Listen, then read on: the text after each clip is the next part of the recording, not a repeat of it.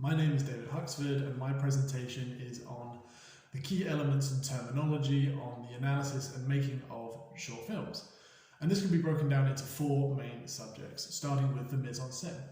The mise-en-scène is everything that you see within the frame, and this in of itself is broken down into many different categories. For example, costume.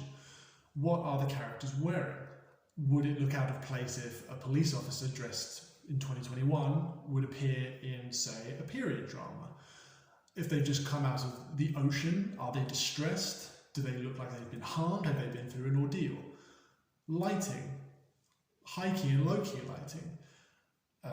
High key lighting might be used to convey the heat and humidity of, say, a desert, whereas low key lighting might be used to convey the dankness and darkness of, say, a basement. Setting, is it set in this location or this location, etc., etc. Moving on to cinematography. Cinematography is just a fancy way of saying camera work.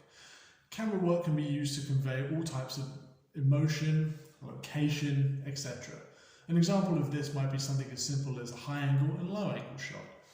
A high angle shot in which the camera is up high looking down might convey fear or convey how small someone is or inferiority. Low angle shot in which the camera is down low facing upwards might emphasize just how tall something is, how looming something is.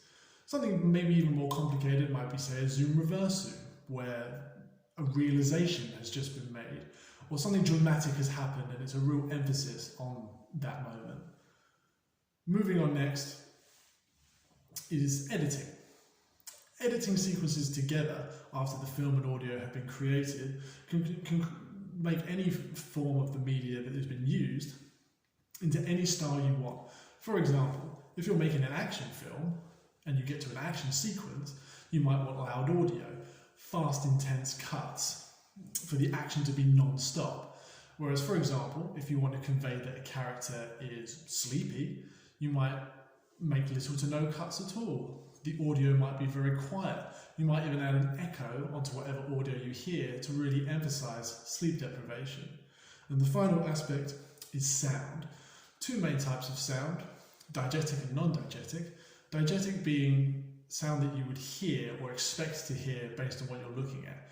If you were by a train station, you'd expect to hear train shunting. If you were in a forest, you might hear birds chirping. Non-diegetic sound is stuff that is typically added in post-production and things that you wouldn't typically hear. For example, the film score, soundtrack, or maybe a voiceover. In my experience in the media industry of the last 7 years, all of these terms have been useful, whether it be screenwriting, whether it be quality control, which I've been working in, and especially in the classroom, which is all part of the curriculum that students will have to learn in order to create and analyse their own short films. Thank you.